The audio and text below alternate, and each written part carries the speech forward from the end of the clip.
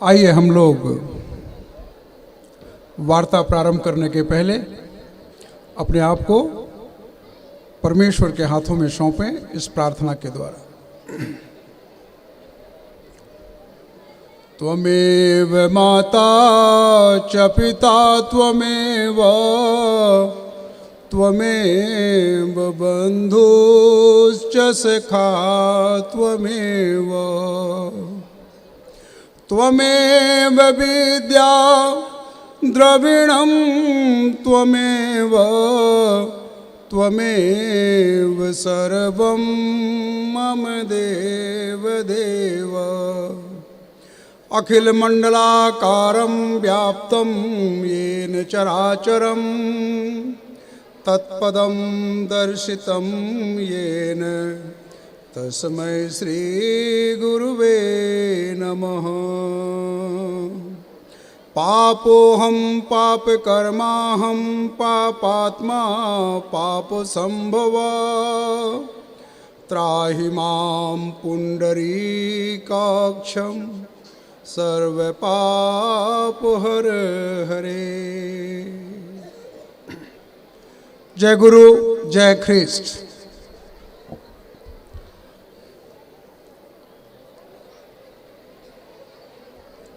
विश्व स्नेह का ध्यान रहे, सबका सब सम्मान करें, ये तुगड़ो जी महाराज का नारा था।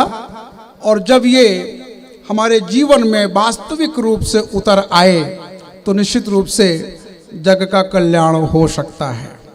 हम तुगड़ो जी महाराज के को श्रद्धांजलि अर्पित करते हुए हमारे मंच में उपस्थित सभी प्रमुख महापुरुषों का हम धन्यवाद करते हैं।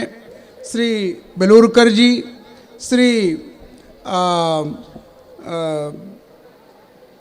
रविदास मानव जी, श्री ज्ञानेश्वर रक्षक जी, doctor Rakesh Anand ji, doctor Roger साहब, डॉक्टर नितिन सरदार जी, हमारे शास्त्री जी, हमारे मौलवी साहब, सिख धर्म के प्रतिनिधि महोदय और बाकी आप सब भाइयों और बहनों। प्रिय मित्रों, मैं यहाँ कोई उपदेश देने नहीं आया हूँ और ना ही मैं किसी धर्म का प्रचार करने आया हूँ। मैं यहाँ परमेश्वर का प्रेम पत्र लेकर के आपके सामने उपस्थित हूँ। मैं आपको एक खुशखबरी, एक शुभ समाचार लेकर के आपके सामने उपस्थित हुआ हूं जो आपको देना चाहता हूं। और वो खुशखबरी ये है कि आप चाहे जैसे भी हो, आप चाहे जैसे भी हो अपनी नजरों में अथवा किसी और की नजरों में, लेकिन वो परमेश्वर जो अखिल मंडलाकार ब्रह्मांड नायक परमेश्वर है, जो आपका सृष्टि करता है, वो आपसे बेहद प्यार करता है। प्रियो, आप स्वयं जितना अपने आप को प्यार नहीं करते हैं, उससे भी कहीं ज्यादा वो आपको प्यार करता है। और इतना प्यार करता है कि वो मानव रूप धारण करके इस पृथ्वी पर आ गया और अपने आप को हमारे और आपके पापों के प्रायश्चित के लिए बलिदान कर दिया।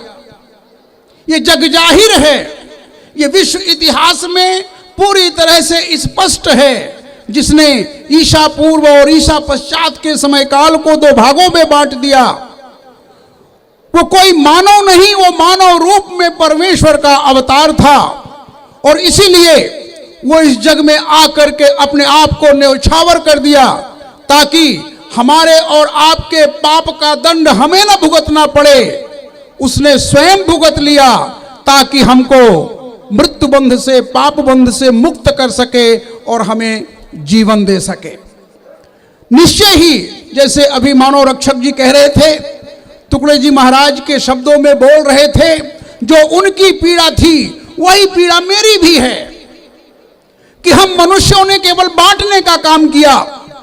कभी हमने राजनीतिक पार्टियां बना के बांटा, तो कभी हमने सामाजिक संगठन बना के बांटे, और कभी हमने अलग अलग धर्मों के नाम पर बंटवारा किया। लेकिन वो परमेश्वर केवल एक मानव बनाया और वो हम सब एक हैं। हम सब की भूख प्यास एक है, हम सब का दुख दर्द एक है और हम सब की पीड़ा भी एक है।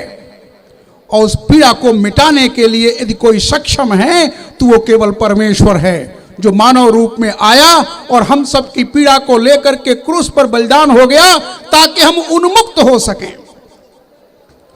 मेरे प्रियो, प्राणों से बढ़कर के तो कोई और चीज कीमती होती नहीं। यदि कोई आपके लिए अपना प्राण दे दिया हो और आप उसको नहीं जानते हो तो ये कितनी बड़ी बात होगी। आज यही बात मैं बताने आया हूं कि जो आपसे प्यार करता है और इतना कि अपना प्राण दे सकता है आपके लिए, क्या आप उसको जानते हैं?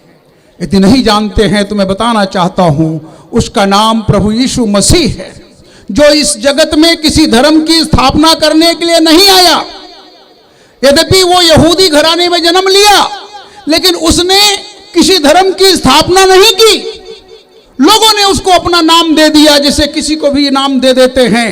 वो मानव कल्याण के लिए आया, वो मानव धर्म की स्थापना करने के लिए आया इस जगत में। वो परमेश्वर का राज्य स्थापित करने के लिए इस जगत में आया। प्रियो, परमेश्वर का राज्य क्या है? जो तुकड़ो जी महाराज के उद्देश्य हैं वही परमेश्वर के राज्य का उद्देश्य है।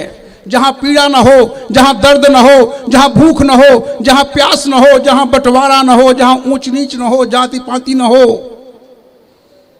जहां सब संपन्न हो, सबकी जरूरतें पूरी हो रही हो, जहां अनाचार न हो, भ्रष्टाचार न हो, व्यभिचार न हो, किसी भी तरह का कदाचार न हो, वही तो परमेश्वर का राज्य है। और तुकड़ो जी महाराज का आखिर क्या उद्देश्य था? यही उद्देश्य था प्रियो। लेकिन अच्छी भावना रखना एक बात है और उसको पूरी तरह से लागू कर पाना दूसरी बात है। हम अच्छी भावना तो रखते हैं, हम समानता स्थापित करना चाहते हैं, हम प्रेम करना चाहते हैं, लेकिन हमारी जो दशा है, जो स्थिति है, वही महाभारत के दुर्योधन की तरह है, जो कहता है जानामि धर्मम नचमा प्रवृत्ति, जानामि अधर्मम नचमा निवृत्ति, केनेपि देवेन हृदय स्थितेन यथा नियोक्तोऽस्मि तथा करोमि। मुझे पता है कि धर्म के काम क्या है, लेकिन मैं वैसा कर नहीं पाता। मुझे यह भी पता है कि अधर्म क्या है, लेकिन मैं उससे बच नहीं पाता। न जाने कौन मेरे हृदय में स्थित है, वो जैसा तय कर देता है मैं वैसा ही करता हूं। ये पापी स्वभाव हमारा, ये पापी स्वभाव जो हम नहीं चाहते हैं, वही हमसे करने के लिए हमें बाध्य करता है। जो हम करना चाहते हैं वो हमें नहीं करने देता। ये किसकी स्थिति होती है? ये एक पिंजड़े में बंद तोते की स्थिति होती है, ये एक दास की स्थिति होती है, एक बंधन में पड़े हुए व्यक्ति की स्थिति होती है। और इस पापी स्वभाव ने और इस पाप ने हम सबको इसी बंधन में डाल दिया है कि जो हम चाहते हैं वो कर नहीं पाते। प्रभु यीशु मसीह का इस जगत में आने का उद्देश्य केवल यही पाप बंधन को, मृत्यु बंधन को तोड़ना था। दुर्भाग्य से लोगों ने उसको एक धर्म के पिंजरे में बंद कर दिया। उस धर्म के लोगों ने भी कहा यीशु मेरा, यीशु मेरा, यीशु मेरा, और दूसरों ने भी कह दिया यीशु तेरा, यीशु तेरा, यीशु तेरा, जबकि यीशु सबका है। परमेश्वर का वचन कहता है कि परमेश्वर ने इस जगत से इतना प्यार किया कि उसने अपना इकलौता पुत्र दे दिया, ताकि जो कोई उस पर विश्वास करे वो अनंत जीवन पाए। जो कोई विश्वास करे वो अनंत जीवन पाए। मैं जन्म से एक ब्राह्मण हूं, पुरोहित घराने का हूं, लेकिन मेरे धर्म ने हमें सुरक्षा नहीं प्रदान की। मेरे धर्म ने मुझे ये आश्वासन नहीं दिया कि मैं क्या मुक्त हो चुका हूं, क्या मैं पापों से छुटकारा प्राप्त कर चुका हूं। मेरे दादाजी प्रियो बनारस काशी में 30 वर्षों तक विद्या अध्ययन करके साहित्याचार्य, वेदाचार्य और वेदांती बनकर के आए थे। हजारों लाखों लोग इसी तरह से उनके शिष्य थे। लगभग 16 वर्ष की उम्र में जब मैं स्कूल पूरी कर रहा था तो मैंने उनसे अनायास ही पूछ लिया कि क्या आपने युगों से जो हमारी प्रार्थना है, क्या उसका उत्तर आपको मिल गया है? वो कौन सी प्रार्थना? ये बृहदारण्यक उपनिषद की प्रार्थना है। बड़ी प्रसिद्ध है, आप सभी जानते हैं, यहां वहां लिखी रहती है, हालांकि समझने वाले लोग कम हैं इसको। अशतो मां सदगमय तमसो मां ज्योतिर्गमय मृत्योर मां अमृतगमय। मैंने दादाजी से पूछा, दादाजी क्या आपकी असत से सत की यात्रा पूरी हो गई है? आप तो दुनिया भर के लोगों के धर्मगुरु हैं, न जाने कितने लोग आपका चरण धोते हैं, चरणामृत लेते हैं, लेकिन क्या आपने असत से सत की यात्रा पूरी कर ली है? उन्होंने कहा, क्या तुम गंभीर हो? मैंने कहा, मैं बिल्कुल गंभीर हूं, और मुझे गंभीरता से उत्तर दीजिए, बच्चा जान करके टाल नहीं दीजिए। और उन्होंने कहा, मेरे बेटे, मैं निश्चय पूर्वक कुछ भी नहीं कह सकता हूं, मैं निश्चय पूर्वक कुछ भी नहीं कह सकता हूं। प्रियो, यही स्थिति एक सामान्य व्यक्ति की है, और यही स्थिति एक पंडित की है, और यही स्थिति बड़े से बड़े धर्मगुरु की है। किसी को यह निश्चय नहीं है कि उसने असत से सत की यात्रा पूरी कर ली है। वो कर्म कांड तो करेगा, उपासना तो करेगा, अनुष्ठान तो करेगा, तीर्थ यात्रा तो करेगा, ये सारे काम करेगा वो, लेकिन उससे पूछ लीजिए क्या तुम्हारा उद्धार हो चुका है? वो निश्चय पूर्वक ये नहीं कह सकता है। जबकि हमारे सारे वेद शास्त्र उपनिषद यही कहते हैं कि उद्धार इसी मानव जीवन में होना अनिवार्य है। कठोपनिषद कहता है कि यदि कोई मनुष्य इसी जीवन काल में परमेश्वर का साक्षात्कार नहीं किया तो फिर वो महाविनाश काल में पड़ने वाला है, उसका कल्याण नहीं हो सकता है। अत्र ब्रह्म समुष्णुते, बृहदारण्यक उपनिषद कहता है कि यही ब्रह्म उपलब्ध है, उसको यही हमें प्राप्त करना है। हमारा भागवत पुराण कहता है, मानुषम लोकम मुक्ति द्वारम, इसी मानव जीवन में ही हमें मुक्ति प्राप्त करना है। इसके अलावा यहां से मर जाने के बाद न मुक्ति है और न कुछ है, केवल न्याय है, और न्याय के बाद दंड है।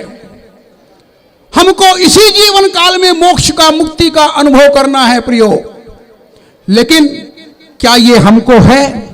क्या ये हमको है? इस प्रार्थना का उत्तर जब ये पुस्तक वर्षों बाद, जब ये पुस्तक मेरे हाथ में आई, जिसको हम परमेश्वर का प्रेम पत्र कहते हैं, जिसको आप भी पढ़ सकते हैं, जब हमने इसको पढ़ा तो इसमें हमें हमारी वैदिक प्रार्थना का उत्तर मिला। असतो मां सद्गमय, प्रभु यीशु ने उत्तर दिया, सत्यमय हूं। तमसो मां ज्योतिर्गमय, प्रभु यीशु ने कहा कि जगत की ज्योति मैं हूं, यदि कोई मेरे पीछे हो लेगा तो फिर कभी अंधकार को नहीं देखेगा। मृत्योर मां अमृतगमय, प्रभु ने कहा जीवन मैं ही हूं, बिना मेरे कोई और पिता के पास नहीं पहुंच सकता। प्रियो, इतने सटीक तरीके से, इतने अधिकार पूर्वक तरीके से किसी ने नहीं कहा। यीशु स्वयं परमेश्वर के रूप में इस जगत में आया, और उसका प्रमाण क्या है? प्रमाण यह है कि वो मृत्यु को जीत करके मृत्युंजय स्वरूप बन गया, जो विश्व की अभी तक की एकमात्र उदाहरण है कि कोई व्यक्ति मर गया हो और फिर तीसरे दिन जी उठा हो। यह केवल एकमात्र घटना है जो ऐतिहासिक पुरुष प्रभु यीशु मसीह के साथ घटी है प्रियो, और वही सत्य है। असत्य क्या है?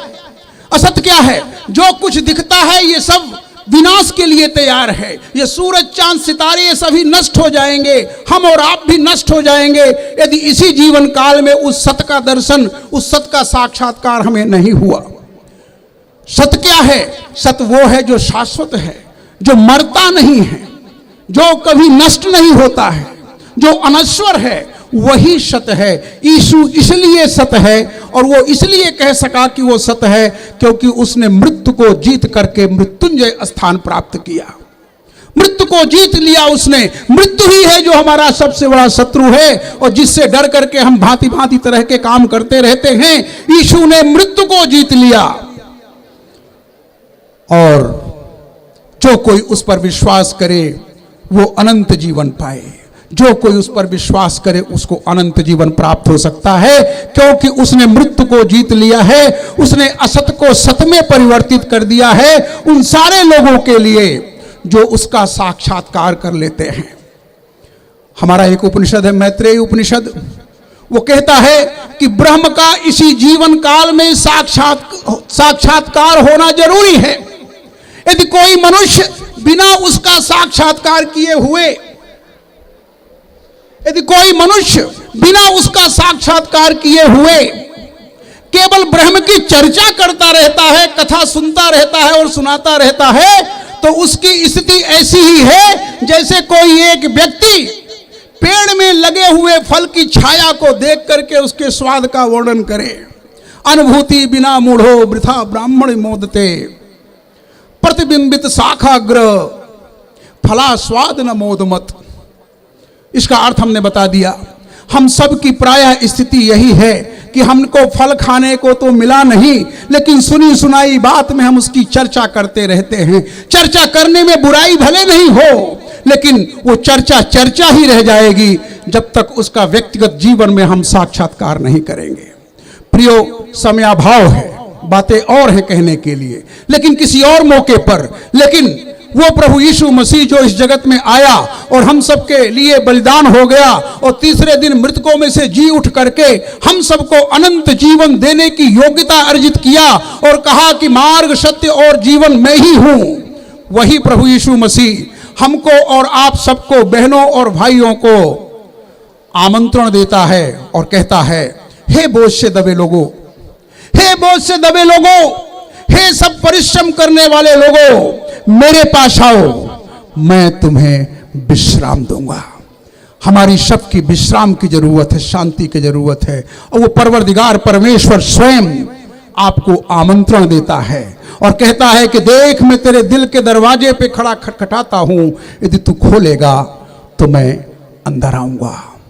मैं आप सबसे यही निवेदन करता हूं कि तुकड़ो जी महाराज को सच्ची श्रद्धांजलि वही होगी, उनका स्मरण सिद्ध तभी होगा जब उनके बताए हुए मार्ग में चलते हुए उस सत्य को हम जाने। सत्य रूपम परम ब्रह्म सत्यम ही परमम तपः। उस सत्य रूप परमेश्वर को इस जगत में जो प्रभु मसीह के रूप में आया, उसको हम जाने और हम पाप मुक्त हो जाएं, छुटकारे से, बंधन से छुटकारा प्राप्त कर ले। तभी हम एक अच्छे समाज की, एक अच्छे राष्ट्र की निर्माण कर पाएंगे। यदि हम भ्रष्टाचार में, बुराई में स्वयं लिप्त रहेंगे तो दूसरे को कैसा मना करेंगे? एक सिगरेट पीने वाला शिक्षक कैसे विद्यार्थी को कह सकता है कि सिगरेट पीना मना है? लेकिन आज समाज में यही हो रहा है। प्रियो, मैं शिक्षा अधिकारी था, प्रदेश स्तर का अधिकारी था, क्लास 1 अधिकारी था। हमने कितनी कोशिश की, लेकिन हम कुछ नहीं कर पाए। क्यों?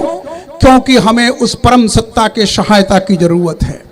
आपका यहाँ पर आना, परिश्रम करके यहाँ पर पहुँचना, पैसा खर्च करके यहाँ पर आना निश्चय ही फलदायी हो सकता है यदि आप जैसे आए थे वैसे न चले जाएं। प्रभु यीशु मसीह को अपने साथ लेके जाएं, अपने दिलों का दरवाजा खोल दें, उसको अंतःकरण में प्रवेश करने दें। वो जैसे हमारे जीवन को बदला है, बहुतों के जीवन का बदला है, वैसे आप सबके जीवन को भी प्रियो बदल सकता है।